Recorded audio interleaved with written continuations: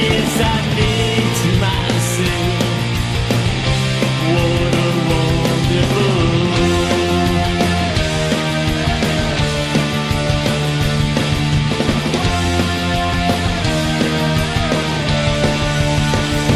and I said to myself,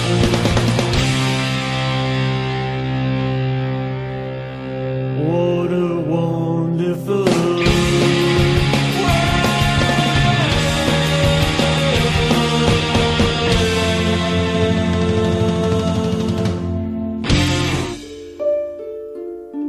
I got caught in the storm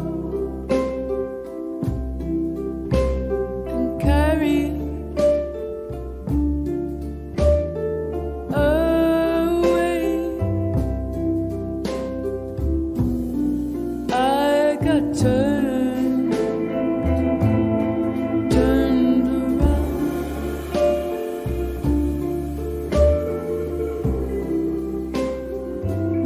I got caught in the storm.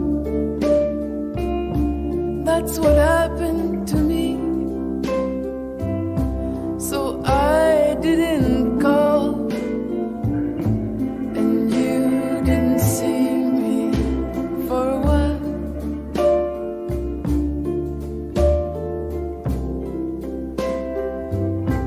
I was rising up, hitting the ground and breaking.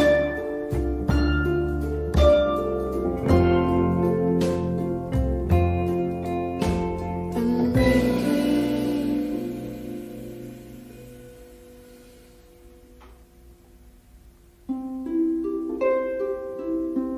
I got caught in a storm. Things were flying around. Doors were slamming and windows were breaking, and I couldn't hear what you were saying.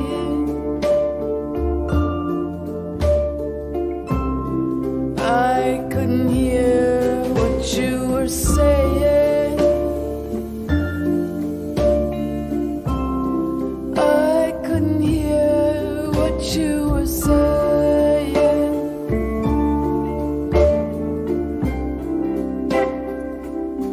I was rising up, hitting the ground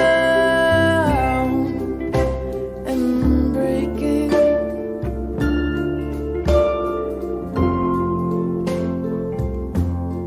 And breaking.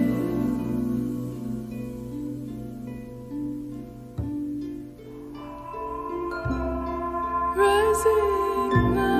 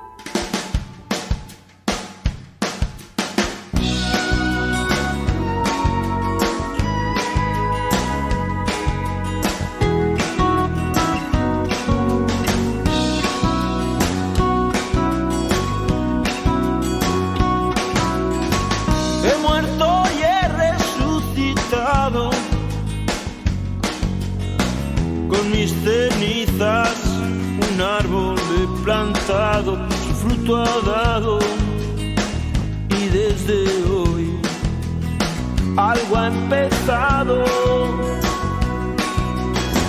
He roto todo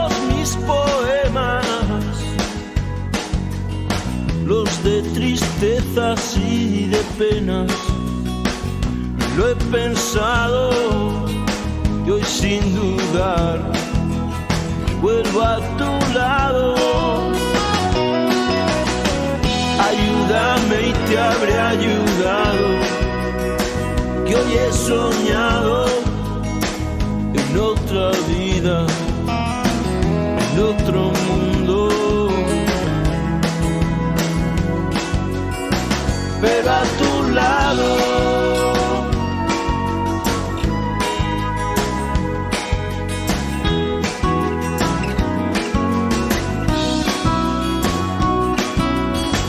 Ya no persigo sueños rotos,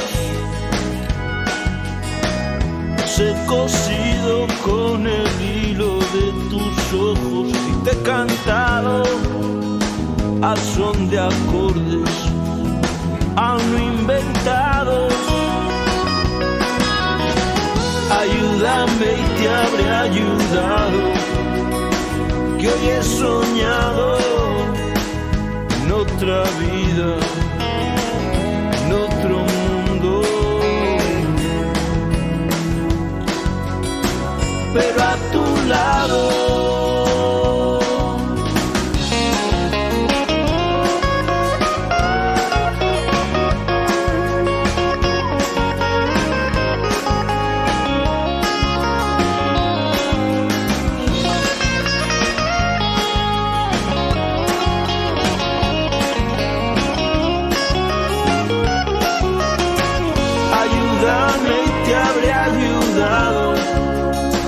Que hoy he soñado en otra vida, en otro mundo. Pero a tu lado.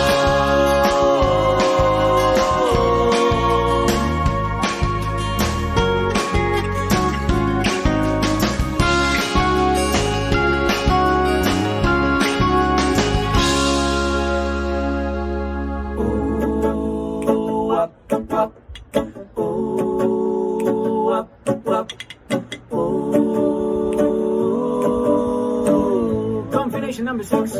I just wanna see my friends. I wanna walk the streets again. But I gotta be patient. Let's enjoy this combination. I just wanna feel your love, 'cause Instagram is not enough for me. So I gotta be patient. Let's enjoy this combination. Every day we'll sing a song to make you dance until the end. I wanna see my friends. I wanna walk the streets again, again, again. But I gotta be patient. Let's enjoy this combination. Sí, dan ganas de surgir. Crucen tu tono, horas de cariños. Los videos de que extraños, ya si with more colleagues, podríamos ver así. I can feel the sky burning. Cambiar mi style.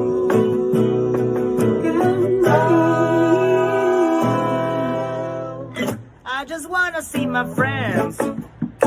I wanna walk the streets again. But I gotta be patient. Let's enjoy this combination.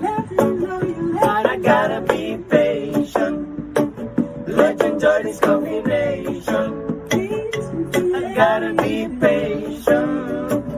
Let's enjoy this combination.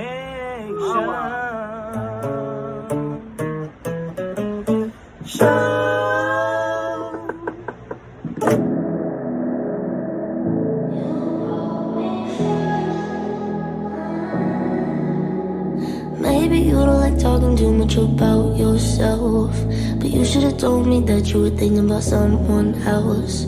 You're drunk at a party, or maybe it's just that your car broke down. Your phone's been off for a couple months, so you're calling me now. I know you like this. When shit don't go your way, you needed me to fix it. And like me, I did. But I've been out of every reason. Now suddenly you're asking for it back.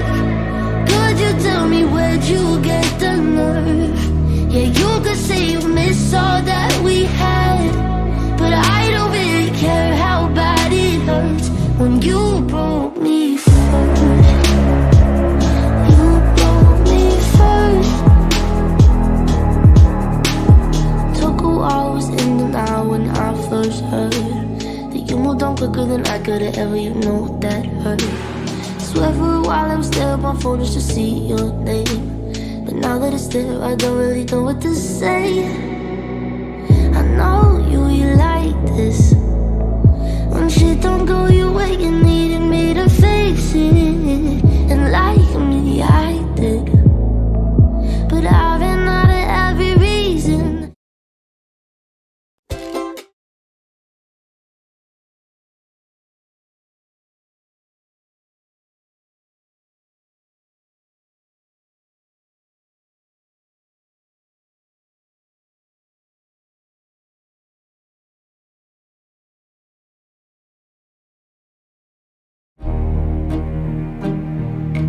Who can say where the road goes, where the day flows? Only time. And who can say if your love grows as your heart shows? Only time.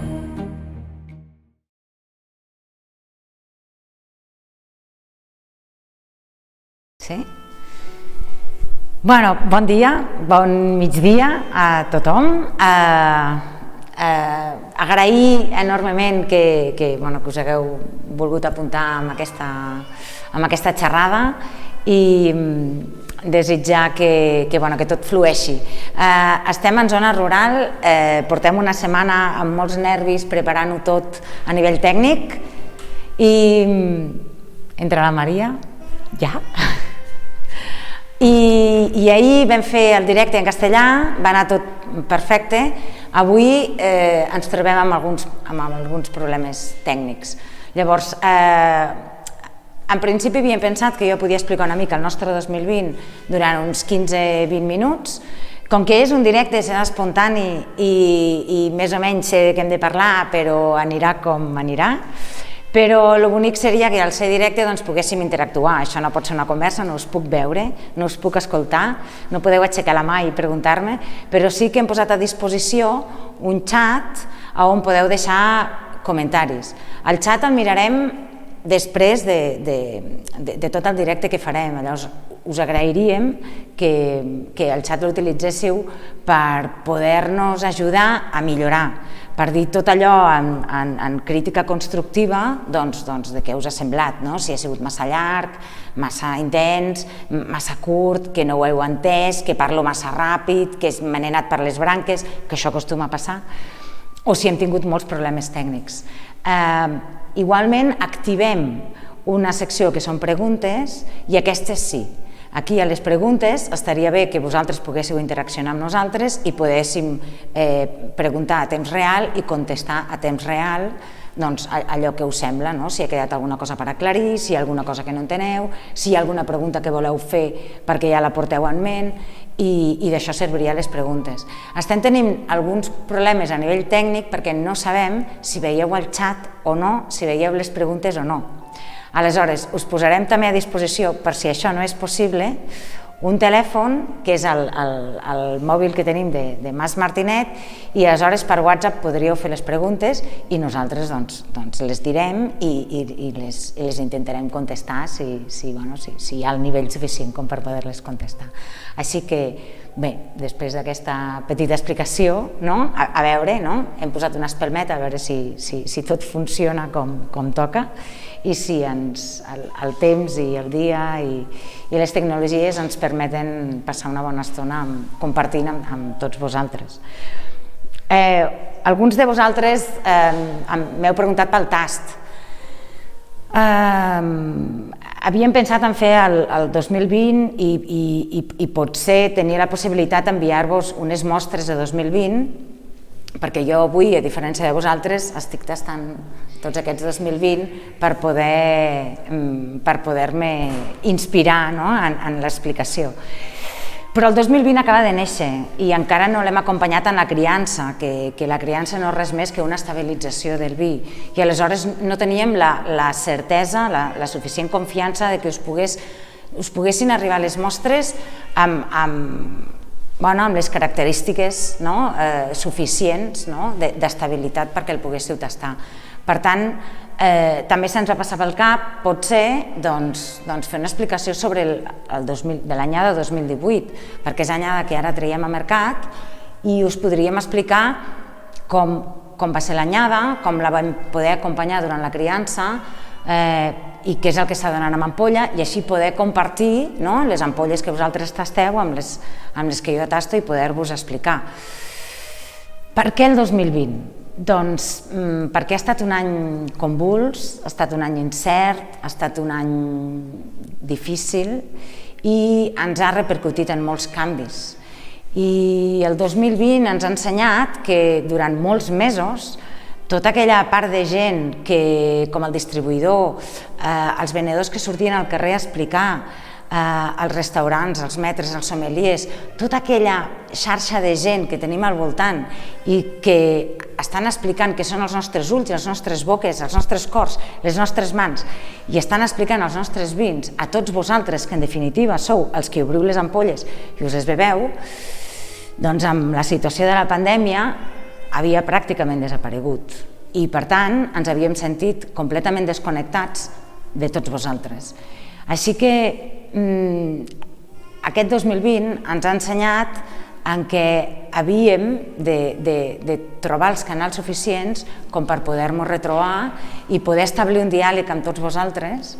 Així que ens hem versat molt en el tema de la comunicació a través de xarxes, intentant fer aquest directe ara, intentant anar a parir històries que puguem mantenir canals oberts, directes, amb la gent perquè realment treballem. Quan nosaltres estem vermant, pensem en tots vosaltres, en totes aquelles persones que un dia obriran aquella ampolla de vi i com tot això ho podem comunicar a temps real. Així que per això el 2020 ens venia molt de gust poder explicar aquesta anyada tan convulsa, tan incerta, de tants aprenentatges i aquí estem, el nostre 2020. Quan jo us ho explicaré des de diferents angles, ens hem plantejat com diferents apartats, com a interdisciplinars, per poder-vos explicar tot allò que ens ha anat ocorrent durant el 2020, tot allò que ha anat influint en el vi i com l'hem anat visquent, perquè el dia que pugueu venir a tastar el 2020 o pugueu trobar una ampolla i tastar-lo, doncs pugueu entendre tot allò que recull una ampolla, que són moltíssimes decisions, moltíssimes pors, moltíssimes incerteses i també moltíssimes alegries i aprenentatges. El 2020 vam començar al gener. Nosaltres al gener comencem amb la poda i és una acció molt important que comporta dues actituds. La primera és tallar tots els sarments que ens van donar l'anyada anterior, que va ser el 2019, i desprendre'ns de l'anyada anterior. I l'altra és preparar la planta i nosaltres per rebre la propera anyada, que seria el 2020. Llavors, amb l'acte de la poda durant gener i febrer vam estar desprenent-nos de tot allò del 2019 i intentant rebre el 2020. Però també sabem que l'anyada que se'ns presenta al davant no és una anyada sola i que partim de zero. No és el mateix el 2020 si el 2019 hagués sigut un any de pluja, que si el 2019, tal com va ser un any de calor. Per tant, sempre arrosseguem, no? I sempre acaba influint les anyades anteriors en l'anyada que ens plantegem. Així que en el 2020 vam fer la poda, vam treure els sarments del 2019, ens vam preparar pel 2020 i al mateix temps treballem amb una tècnica que són les cristal·litzacions sensibles que ens dona informació de com les nostres plantes encararan la nova anyada. Aleshores, amb les cristal·litzacions sensibles el que fem és agafar una porció de sarment a nivell on havia estat el raïm del 2019 i es fa una maceració i es posa, les cristal·litzacions sensibles són una metodologia en la que no extraiem cap informació mesurable, no és quantitativa, sinó és qualitativa. Té a veure amb la vitalitat, amb com està preparada la planta, amb què espera, amb què no, amb les seves fragilitats, amb les seves connexions. I el que ens van donar les cristal·litzacions, que en unes plaques de Petri acabem posant una solució de clorur de coure, que és una sal, i una mica de la solució del que nosaltres volem observar, en aquest cas, dels sarments de l'anyada 19. Què vam veure? Doncs vam veure que nosaltres ja partíem de la informació de que l'anyada 19, al voltant del mes de juny, de Sant Joan, hi va haver unes temperatures altíssimes, no sé si ho recordeu, entre 42 i 46 graus. Això ens va fer que es cremés molta part de la vegetació i inclús molts raïms, i vam tenir pèrdua de collita. Això va passar en un sol dia. Aquest impacte, nosaltres teníem certa por en què a la planta li quedés una memòria d'un estrès hídric i càlid desmesurat i que no pogués afrontar molt bé el 2020 en quant a floració, a quantitats, en com s'atrevia la planta a expressar-se. A través de les cristal·litzacions sensibles ens va donar la informació de que les nostres plantes, en totes les vinyes de les que vam fer les cristal·litzacions, hi havia una humectació de sàvia bona, no tenia record d'un estrès hídric brutal. I això ens va donar per una banda un cert reconfortament, perquè havíem estat... És com un resultat d'haver estat treballant en la disciplina de l'agroecologia, intentant protegir tots aquests ecosistemes, però per altra sí que ens va donar la informació de que les nostres plantes necessitaven entre 4 i 5 dies per poder respondre a les malalties que li poguessin venir. Això què volia dir? Doncs que al mes de gener sabíem que les nostres plantes, si es donava la situació idònia d'una possible plaga, necessitava que nosaltres intervinguéssim 4 dies abans de que això passés. I per tant necessitàvem un temps de preparació bastant important que quan ve la primavera no sempre el tens, perquè el temps d'aquí 4 dies ha de ploure i després no plou. A part d'això, treballem amb el calendari lunar i amb el calendari lunar el que vam veure és que durant març, abril, maig i juny, que són els mesos de primavera on la planta s'està desenvolupant en tot el verd i on sempre tenim més tendència a tenir algunes malalties fúngiques, doncs el perigeu i la lluna plena estaven molt a propet. El perigeu és el moment en què la lluna està més a prop de la Terra i que coincideixi el perigeu i la lluna plena implica que hi ha moltíssima humitat ambiental, moltíssima humitat que surt de la terra i per tant els fongs pugen del sòl a la planta. Per tant sabíem que durant els mesos de març, abril, maig i juny podien tenir una afectació fúngica superior a altres anys i que les nostres plantes tenien un retard en la seva resposta i que nosaltres havíem d'estar superpreparats. Però estem al Priorat, venim del sud, estem en una terra austera, polsosa, càlida, seca, i per tant tota aquesta informació la sabíem, estava damunt de la taula, però en cap cas ens va preocupar en excés. Què va passar? no? Què vam fer? Com ens vam sentir? Al mes de febrer, finals de febrer i principis de març va començar a ploure i aleshores ens van confinar. I nosaltres treballem amb les prediccions meteorològiques i normalment a Priorat, quan veiem les prediccions a una setmana vista i d'aquí 4 dies ens han de ploure 50 litres, sabem que d'aquí 2 aquella predicció baixarà a 25 litres i que arribat el dia acabaran caient 4 gotes. Aleshores les prediccions de pluja ens anaven dient que era una primavera plujosa, però sempre pensàvem que no acabaria, que acabaria sent com cada any, que ens acaben caient 4 gotes. La primera setmana va començar a ploure i dels 30 litros previstos en van ploure 50, la segona setmana en van ploure 60, la tercera setmana en van ploure 70, i aleshores vam començar a sentir una alegria absolutament enorme perquè estem molt poc acostumats a tenir primaveres llargues. A Priorat entra l'hivern, entra la tardor, normalment plou, comença el fred, entra l'hivern, és un hivern sec i quan entra la primavera floreixen 4 flors de tots els colors i tota la humitat ambiental està fantàstica i la vivim durant 2 setmanes perquè ens entra la calor i ja passem de l'hivern a l'estiu i la primavera pràcticament no la fruïm, no la gaudim. Aquest any, a diferència de la resta, vam tenir una primavera llarguíssima, de molts mesos. I això ens va donar una alegria incommensurable, perquè som una terra on patim set, on posem espelmes perquè plogui, on resem perquè plogui, perquè les nostres plantes necessiten d'aquesta alegria de l'aigua. I hi ha anyades com 2010, com 2018, que quan plou doncs tot és com una festa, perquè sabem que necessita molt poquet els nostres ecosistemes agraris com perquè amb una mica de pluja tot torni a ressorgir de vida. I aquesta primavera era una pluja incessant, fina, sense parar. No era una pluja torrencial a la que estem acostumats, no és el mateix que en abril en un dia et caiguin 200 litres i tot això se'n vagi, que et caiguin 200 litres en 2 setmanes, 10 litres cada dia.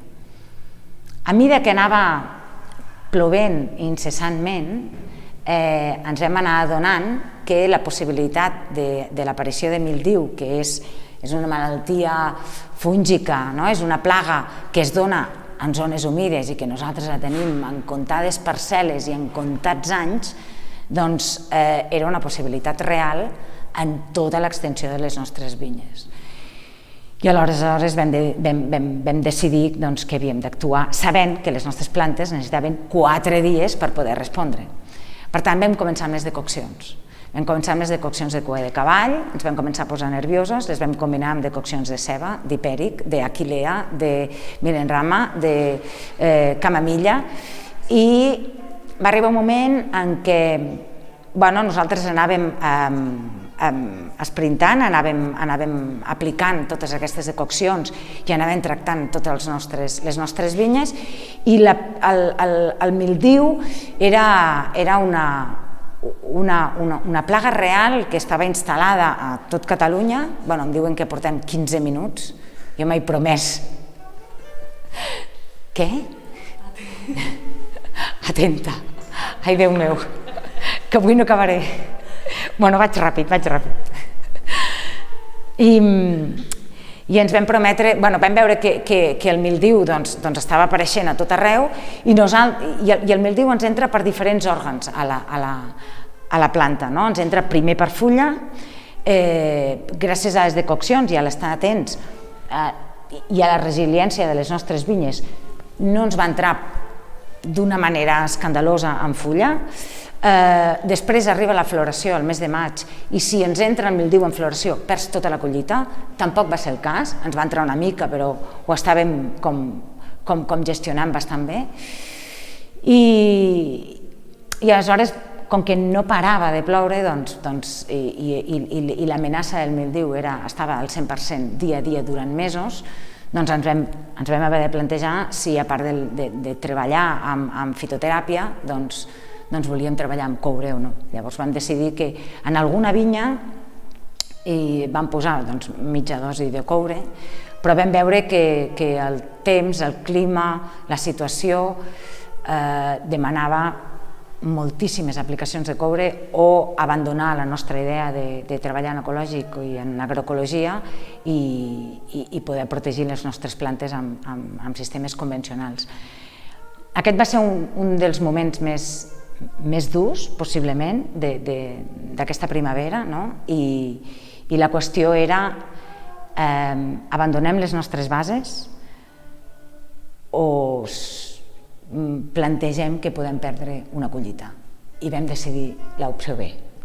I amb tot el convenciment, us prometo, amb tot el convenciment de que amb tota la dedicació que estàvem tenint, en realitat el celler i el magatzem agrari, més que un celler i un magatzem agrari, semblava una cuina, o sigui, teníem olles de 100 litros constantment bullint per després anar a tirar amb les motxilles, amb els tractors, i no arribàvem. Aleshores vam prendre la decisió també d'haver de decidir en quines vinyes ens centràvem i quines vinyes no abandonàvem, però no érem capaços d'arribar. Aleshores vam decidir que Clos, Escurçons, Peceroles, tant el blanc com el negre, serien les 4 finques que nosaltres hi posaríem tot i més, i que les finques de Martinet Bru es deixàvem més a la mà dels déus, a veure què ens passava. Va arribar el mes de juny, va deixar de ploure, ja es va obrir tot,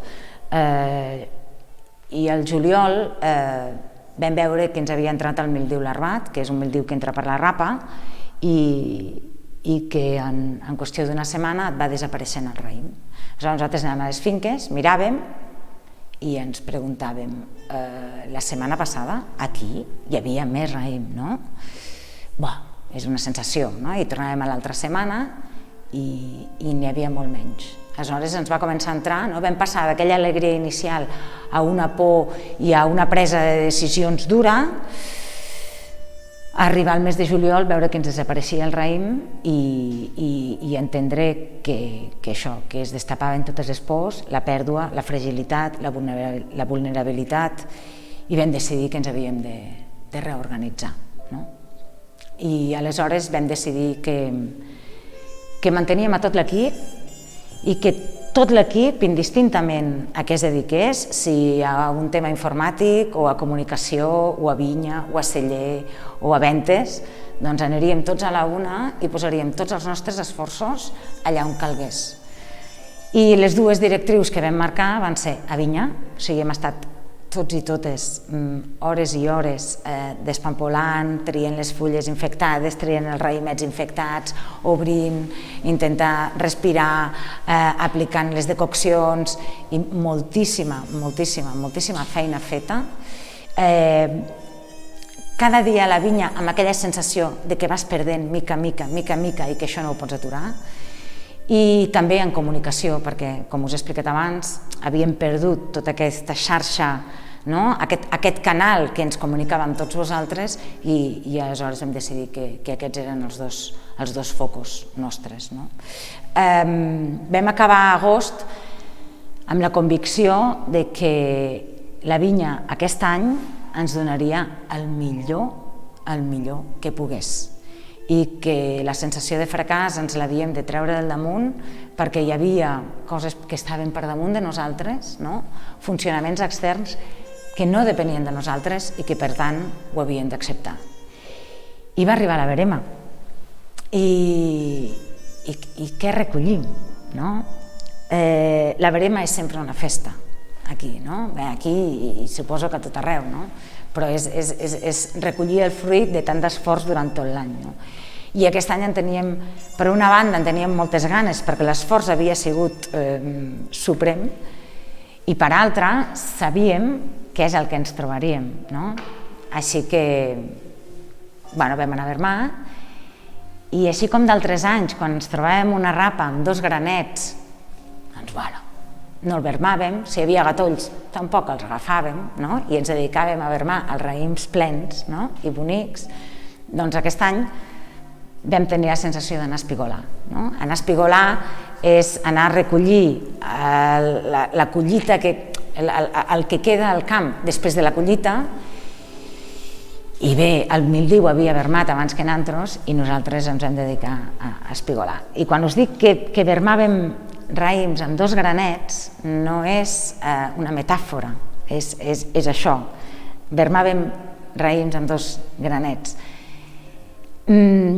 L'alegria immensa de quan et trobaves un raïm amb 10 granets era increïble, o sigui, està vermant i l'altra persona està a l'altra fila i anar dient n'he trobat un, no?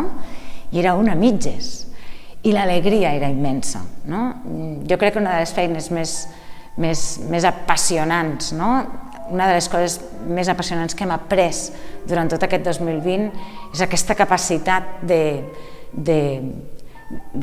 canviar la realitat i dir amb poc en tenim prou? No, amb encara menys també en tenim prou, i ser capaços d'agrair tot allò que la vinya ens ha donat aquest any. Hi ha una anècdota, aquí jo no estic sola avui, aquí hi ha la Maria, hi ha la Gemma, hi ha el Jordi, i està tothom aquí fent possible aquest directe, i tots ells que són l'equip de comunicació i també estan en visites i també estan en traçabilitat, doncs han passat moltíssimes hores a la vinya, tant en Apodaber com amb el Despampolà, com amb la Verema, i ells eren l'oficina team. Aleshores, nosaltres tenim el bancal gran de Garnatxa, que normalment va al ranci dolç l'any que el temps ho permet, i normalment fem una verema de, no sé, uns 3.000 quilos, de mitjana, entre 2.500 i 3.100, que això són, no sé, 250 o 280 caixes, més o menys. I aquest any, repassant el bancal gran, jo li vaig dir a mon germà, al Jordi, i li vaig dir, mira, aneu a vermar, però sortiran 4 caixes. I quan vaig dir 4 caixes, tothom entenia que volien dir 1, 2, 3 i 4. I recordo que a mig matí em va trucar i em va dir he hagut de marxar un moment, però és que ja en portem 3 i n'hi ha molt, possiblement farem 6 caixes. I ho va dir amb una alegria al·lucinant. Jo en aquell moment vaig entendre que n'havíem après molt aquest any, que ja ho havíem superat tot, que si estàvem contents amb 6 caixes, quan sempre en vermem 280, i que això per nosaltres era un èxit, perquè jo havia calculat que n'hi havia 4, doncs que amb les coses petites podem aconseguir grans canvis. En realitat vam acabar vermant 11 caixes. L'entrada del bancal gran aquí al celler va ser una festa. La tenim gravada, va ser al·lucinant. I aquestes 11 caixes no han anat al ranci dolç perquè quan fem els rancidons pengem els raïms i els deshidratem i llavors ens quedem amb un 10% de la producció, ja no donava. Llavors aquestes 11 caixes està dins la parcel·la de Clos, per tant aquest any no hem perdut rancidors, hem guanyat 11 caixes més d'una garnatxa fantàstica per Clos Martinet. I aquesta ha sigut la visió, ha sigut part de tot el nostre aprenentatge. Hi ha alguna pregunta? Del Manuel, que diu, bon dia, amb aquestes dificultats que heu tingut, què creus que esperes trobar dins de l'ampolla? El Manel diu, amb aquestes dificultats que heu tingut, què esperes trobar dins ampolla? Ara us explicaré una miqueta quins són, què ens trobem amb els vins que tenim a les copes, i això és al·lucinant. Vull dir, què esperàvem? Esperàvem, quan va començar la primavera i amb molta pluja, nosaltres ja tenim unes expectatives marcades, i aquestes expectatives són, hi ha molta aigua, la planta es desenvolupa bé, hi ha molt de verd, sabíem, amb la informació que teníem, que la planta no havia estat danyada en el sentit de l'estrès hídric per les conseqüències del 19, per tant sabíem que ens podia donar molta flor i podríem tindre una bona collita.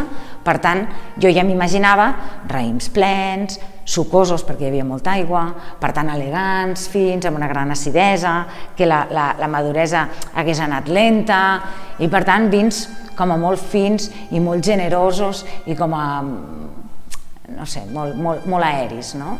I aquest era el meu 2020, no? A l'abril, al maig, al juny, no? Quan es va entrar el mildiu a la Rapa i quan vam estar vermant i tota aquella energia que ens va donar la primavera, no? I també les cures que vam fer i també tota l'energia nostra posada, doncs, i que vam recollir tan poquet, el que hem vist és que tot això ha acabat concentrant-se en una porció molt petita de raïm. I per tant, el vi aquest any és rock and roll, és supervivència pura, és potència, és inexplicable. Mai a la vida m'havia trobat amb una concentració tan espectacular, però una concentració que ve de l'aigua, no una concentració que ve de la deshidratació a última hora en el mes d'agost, sobre maduracions. És una concentració tànica, àcida, alcohòlica, en el bon sentit de la paraula tot, perquè està tot molt equilibrat, però amb una concentració brutal. Aleshores, com acompanyarem aquest 2020? No ho sé. Quan ens va entrar tot el raïm era molt bonic, el raïm era immensament gustós, i nosaltres treballant en agricultura ecològica i també en agroecologia dins del celler, doncs no contemplem ni posar llevats, que fermenten amb els llevats naturals que porta el raïm, tampoc fem peu de cuba. Això vol dir que entra el raïm i el tirem amb caixetes a dintre de les tines, el xafem amb els peus i fermenta tot, pell, rapa, pinyols, suc, no? I fermenta tot. Què passa? Que normalment, treballant en agricultura ecològica, el raïm porta poc nitrogen, que és un dels aliments absolutament necessaris perquè els llevats ens fermentin bé i ràpid. Les nostres fermentacions són molt lentes, que també està bé, ho hem acceptat i així és el que tenim, i nosaltres mai posem nutrients. Aquest any, a diferència de la resta dels anys, de tota la nostra vida, suposo que gràcies a tota l'aigua ploguda, tota la pluja de la primavera, el raïm portava molt de nitrogen. Llavors el raïm entrava preciós, el xafàvem amb els peus, el deixàvem a les gerres, a les tines, als cossis petits, i allò va començar a fermentar rabiudament, amb una energia, i això era una festa contínua. O sigui, les fermentacions han anat ràpides, han estat boniques,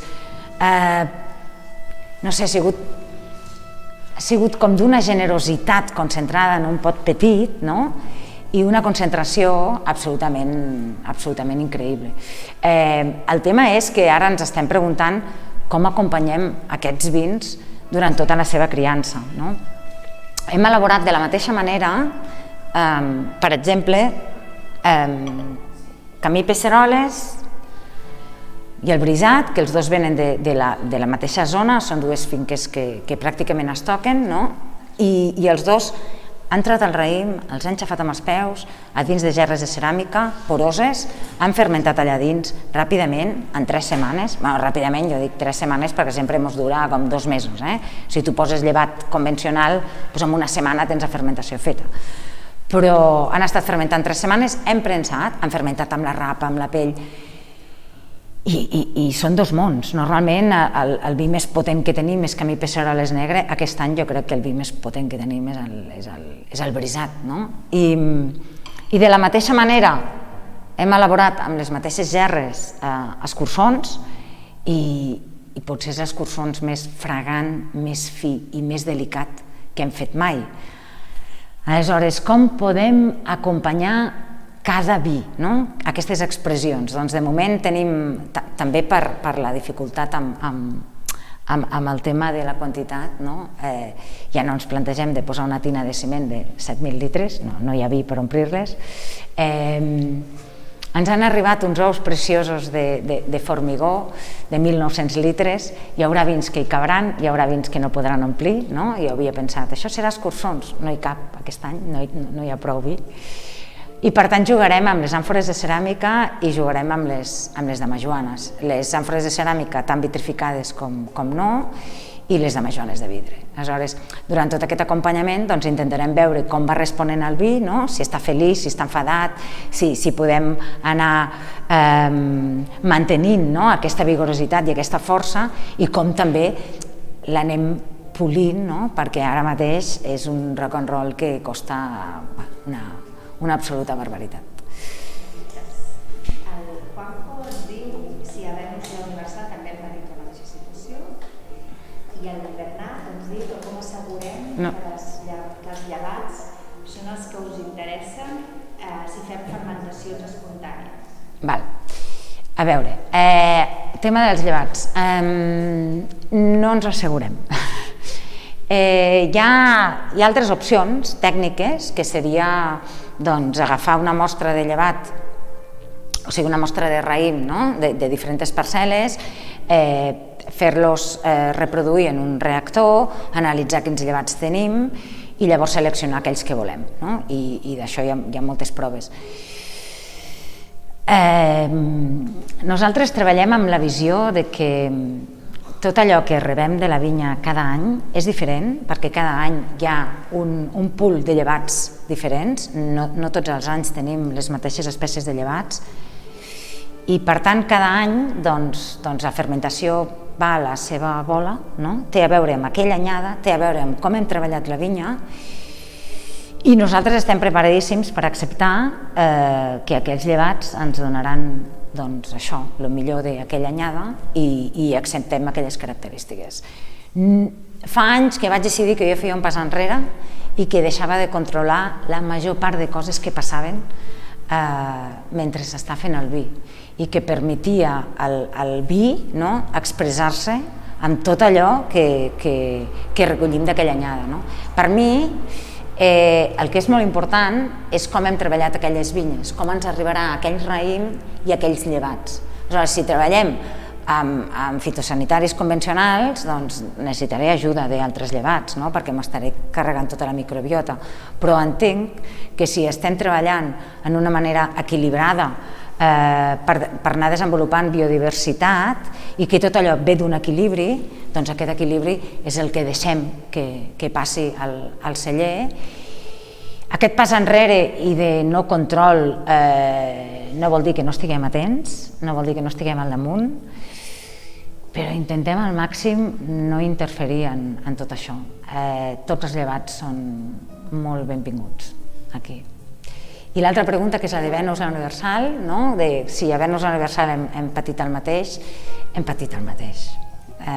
Tant Montsant com Priorat, com Penedès, com Conca, com moltíssimes altres zones, sobretot les zones on la verema era més pronta. És veritat que en zones on ha florit molt més tard i on el raïm ha collat molt més tard, aquella pressió de mildiu ja havia passat i per tant s'han salvat. Hi ha finques a la Conca, sobretot a les zones més altes, o aquí a la zona de la Morera o de Cornudella, que no han patit la mateixa pressió de mildiu que en zones molt més primerenques, però a Montsant ens ha passat el mateix. Ahir em preguntaven si la llicorella com ha influït el tema del sòl de llicorella. El sòl de llicorella que tenim aquí al Priorat és una pedra oberta, per tant ens permet que ni que estigui plovent ni que hagi plogut moltíssim podem entrar sense enfangar-nos, podem estar... El problema ja no era el fang, el problema era que quan nosaltres decidim aplicar decoccions de cua de cavall, la planta està rajant. El problema és que el mes de juliol, que ja feia calor i que no hi havia cap mena de problema en quant a pluges, t'aixecaves al matí i les plantes estaven rajant. Llavors vam canviar les decoccions per pols de silici, de roca de silici, que el que feia era absorbir totes les humitats. I és veritat que a la zona de Montsant durant les pluges era més difícil entrar, sobretot en les zones de penal o argilocalcàries. Nosaltres a Venus Universal treballem sobretot en sòls granítics, i el sòl granític, que és com l'arena de platja, doncs no li passa res, també trascola. Té els seus pros i els seus contres. En anys de molta pluja t'ho facilita, però sobretot en anys de pluja torrencial, en anys en què no para de ploure, és més problema que està plovent que realment que estiguis enfangat.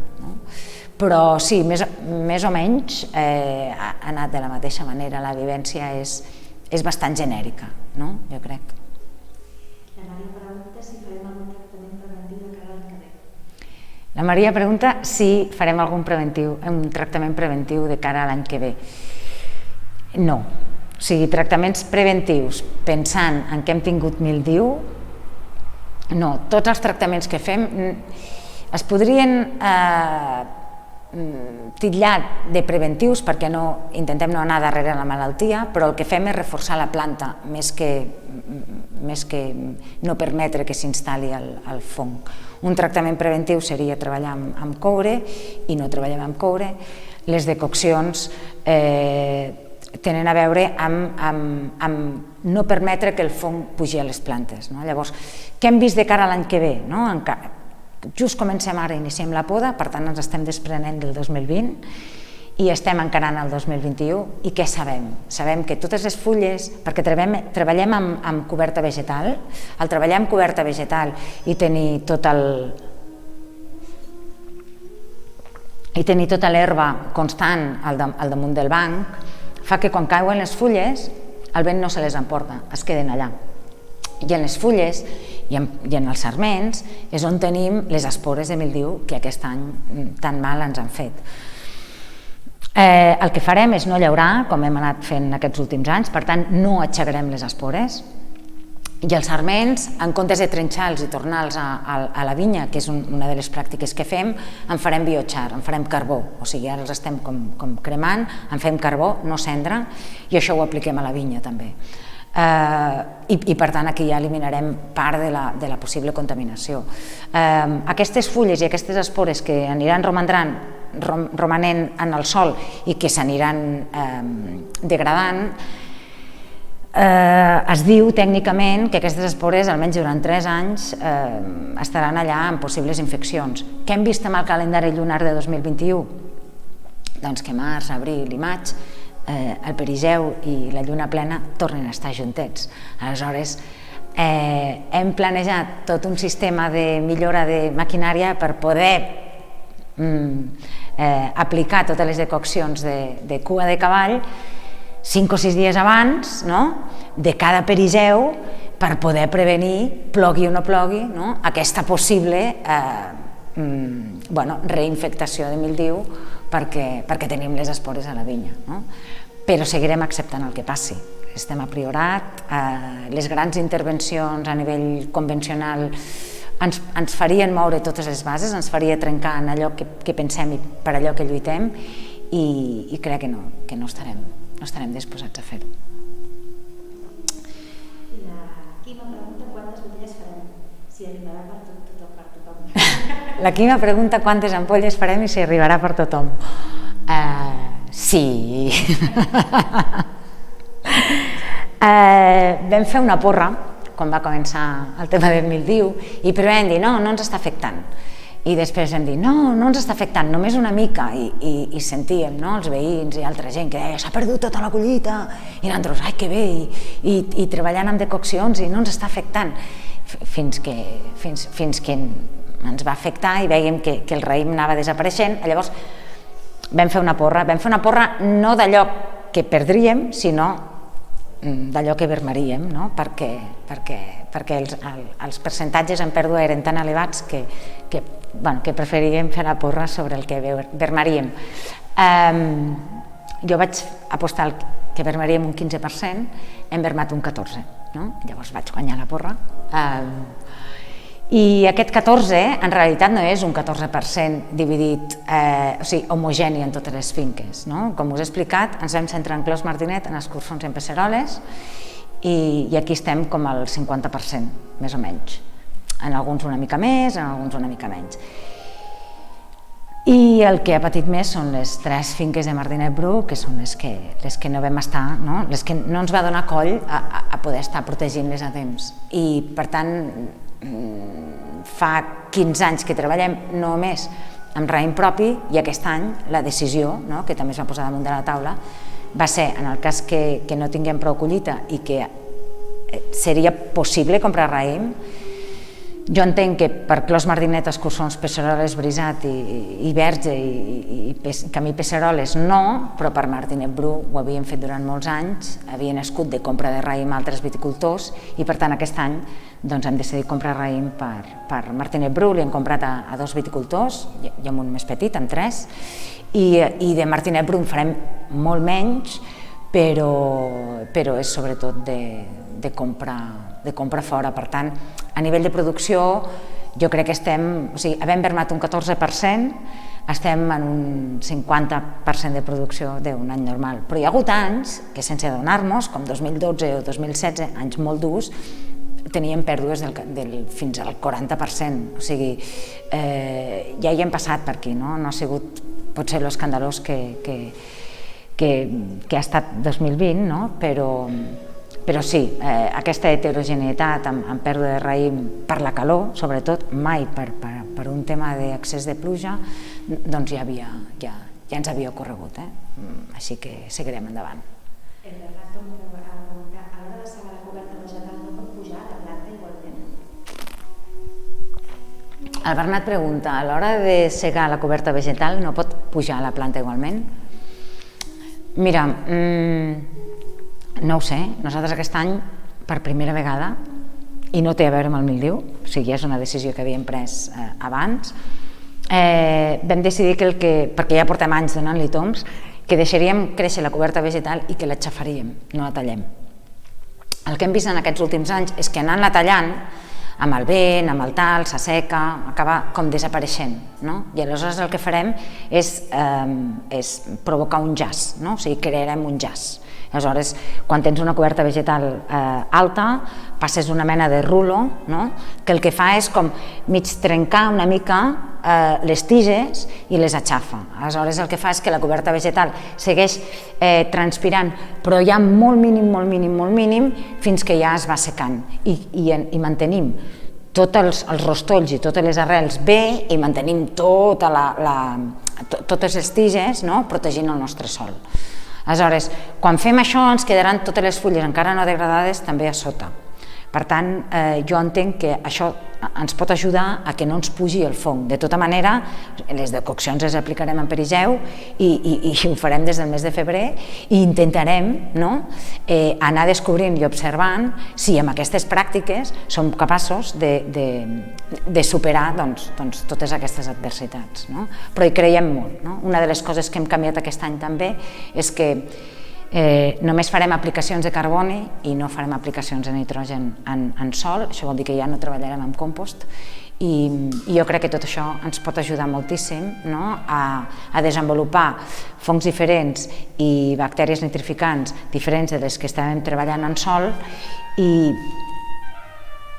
posarem espelmetes perquè això ens funcioni.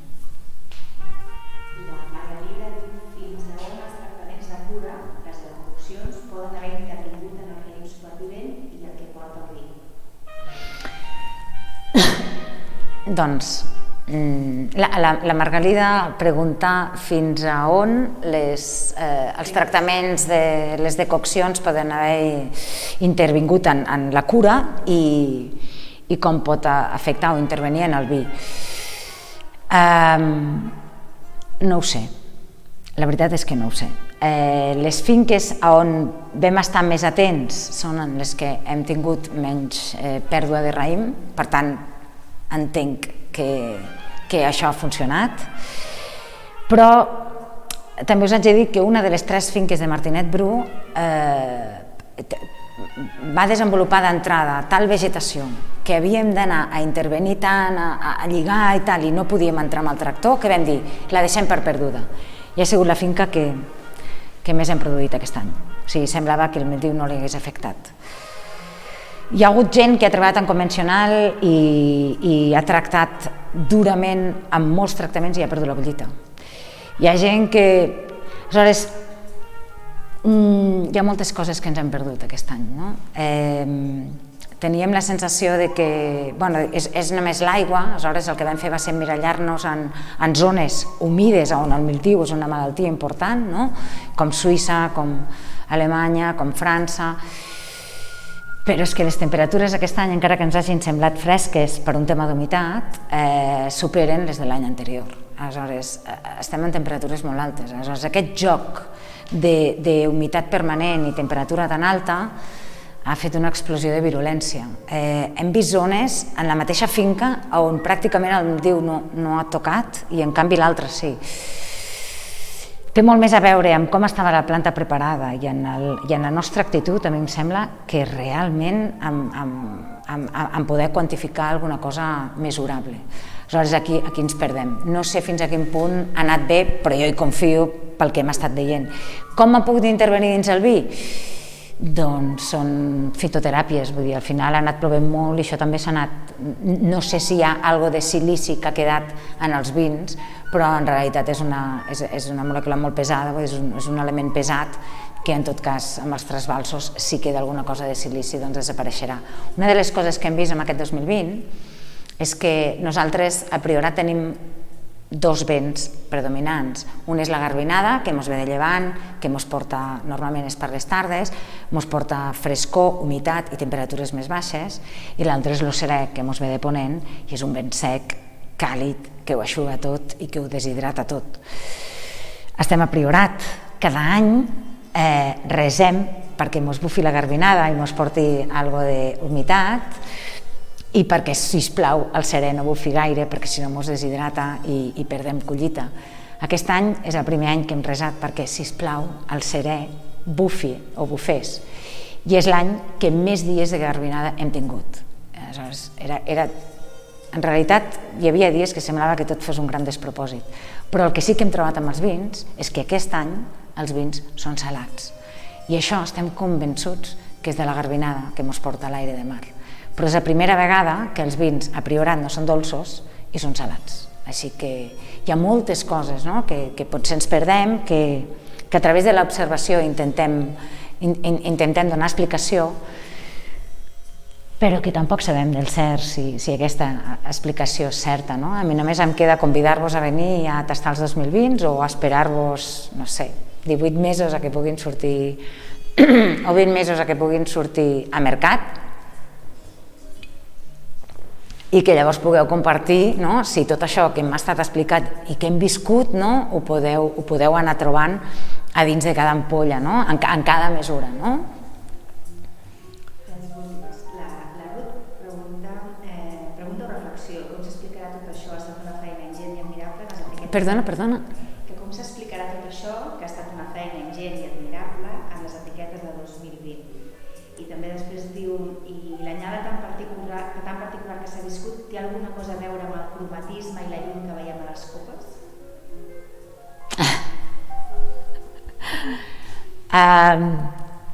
Hòstia, Ruth, les preguntetes,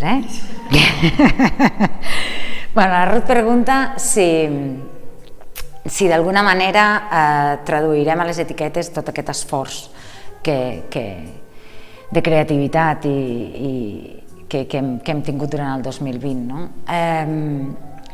Nosaltres, quan hi ha un canvi com a molt brusc, jo què sé, com Escurçons 2015, que es va cremar, doncs vam intentar fer una etiqueta perquè la gent trobaria coses molt diferents al vi.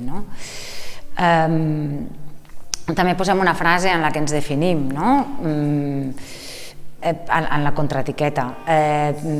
Aquest potser és el lloc on, depenent de com acabi aquest 2020, doncs podem traduir en una frase que acabi explicant perquè allò possiblement sigui molt diferent del que la gent pugui esperar quan algú és, no sé, molt fan d'escurçons i prova cada anyada i es pugui trobar en un 2020 que digui, uaps, això què és? Doncs si ha arribat el cas que quan acabem la criança i estem tastant els vins veiem que realment aquest 2020 es tradueix en alguna cosa que la gent pugui com sobtar-se, doncs sí, ho acabarem traduint a l'etiqueta i també ho acabarem explicant amb tots aquests canals que tenim per poder-vos dir 2020 està disponible i és d'aquesta manera, no?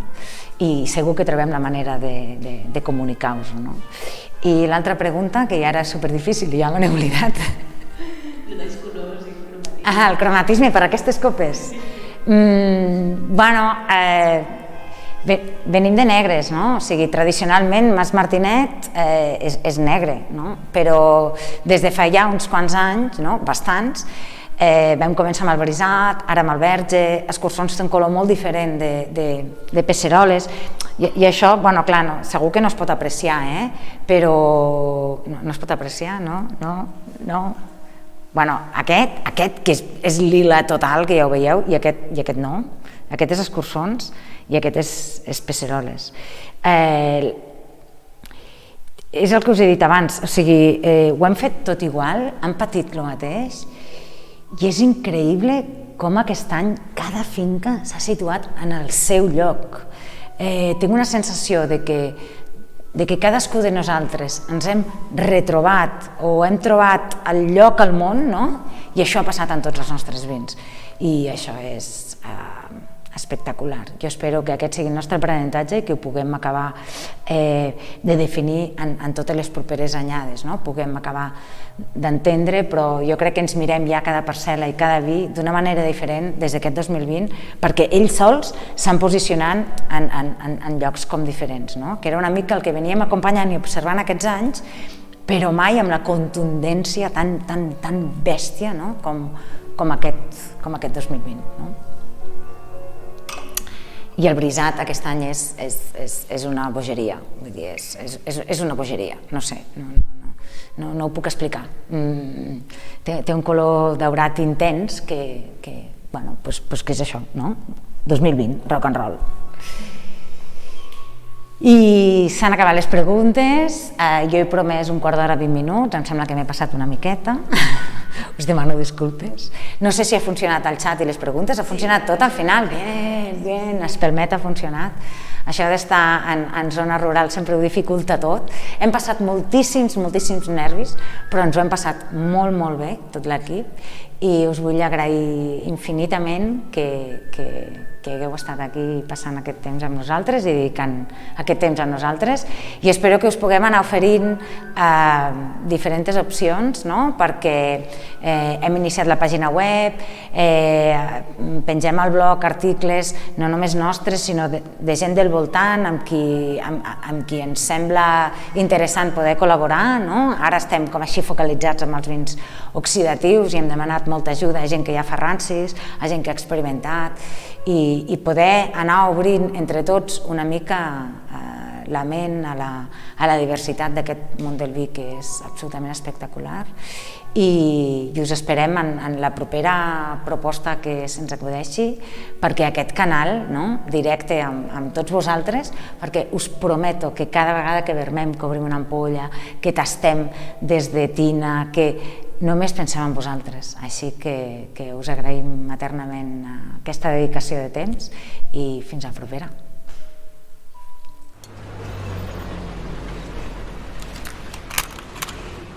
I had a dream that you were mine. I've had that dream 1,000 times, 1,000 times, 1,000 times. I've had that dream 1,000 times.